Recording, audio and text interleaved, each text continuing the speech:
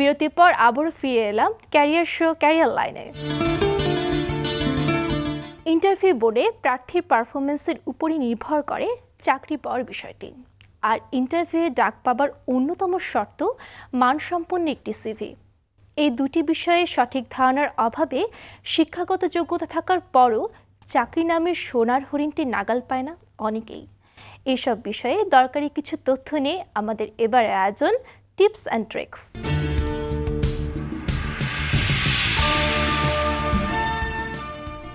Interview বোর্ডে অনেক ভালো অ্যাপ্লিকেন্ট আসে বা ভালো ক্যান্ডিডেট আসেন, কিন্তু তারা খুবই নার্ভাস হয়ে যায়।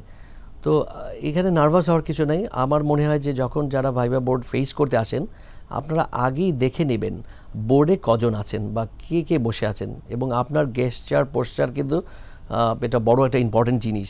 আপনি কিভাবে বসলেন, অনেকে দেখবেন যে বসে ইন্টারভিউ বোর্ডে বসে খুব হাত পা নাড়ায়। তো এটা যারা এমপ্লয়ার থাকে, এমপ্লয়ার সাইডে ওরা কিন্তু খুবই মার্ক করে যে আপনি কী করছেন।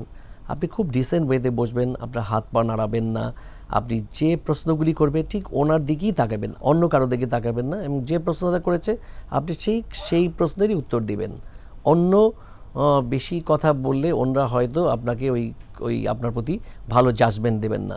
তবে আমার সাজেশন যে যারা ইন্টারভিউ বোর্ডে আসেন, নার্ভাসনেসটা আপনাকে দূর করতে হবে, এবং নার্ভাসনেস দূর করার জন্য আপনার প্র্যাকটিসটা হয়েছে আগে 2-3 দিন আপনি একটি আয়নার সামনে দাঁড়াবেন, আপনি নিজে বলতে থাকবেন, বিভিন্ন প্রশ্ন আপনাকে করবেন, আপনি আবার প্রশ্নের উত্তর দেবেন, তাহলে আপনার নার্ভাসনেসটা অনেকটা কেটে যাবে।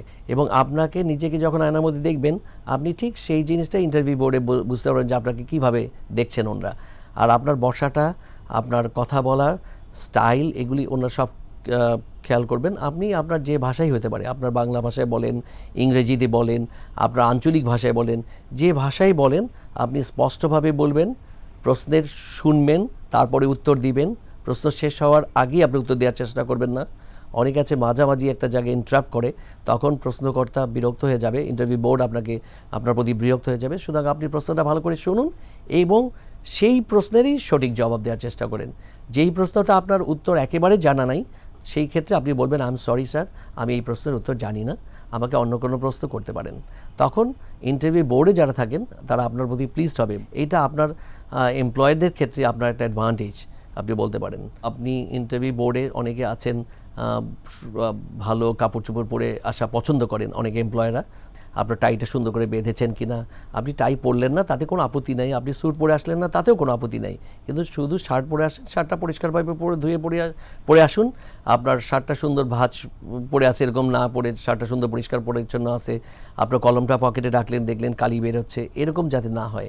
তো খেয়াল রাখবেন যে আপনার প্রেজেন্টেশনটা হবে ভাইভা বোর্ডে খুবই সুন্দর। আপনাকে দেখেই যাতে ফার্স্ট ইমপ্রেশনেই যাতে তারা খুব মুগ্ধ হয় যে আপনার আশাটা, আপনি বলতে পারেন যে মে আই কামিং স্যার, তারপর আপনি ওনার না বলা পর্যন্ত আপনি চেয়ারে বসবেন না, আপনি জিজ্ঞেস করতে পারবেন স্যার মে আই সিট, অথবা আমি কি বসতে পারি। তখন ওনার ভাইভা বোর্ড যদি বলেন যে প্লিজ বসুন, তখন আপনি বসেন, এবং আপনি যখন চলে যাবেন যাওয়ার আগে বলে নেবেন স্যার আমি কি এবার উঠতে পারি। যদি বলেন জি আপনি আসুন, তখন আপনি তাদেরকে বলেন যে আপনার গ্র্যাটিটিউড দেন, আপনি বলেন যে thank you very much sir for giving me the time and that's it. এই জিনিসগুলি হবে কি আপনার একটা এক্সট্রা অ্যাট্রিবিউটস, আপনাকে ভাইভা বোর্ড অ্যাট্রাক্ট হবে আপনার প্রতি।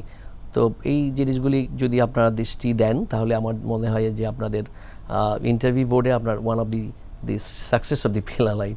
তো আপনি আপনার নিজেকে সাকসেস করা, নিজেকে তাদের কাছে গ্রহণযোগ্য করার জন্য এই জিনিসগুলি মনে রাখবেন। Thank you very much.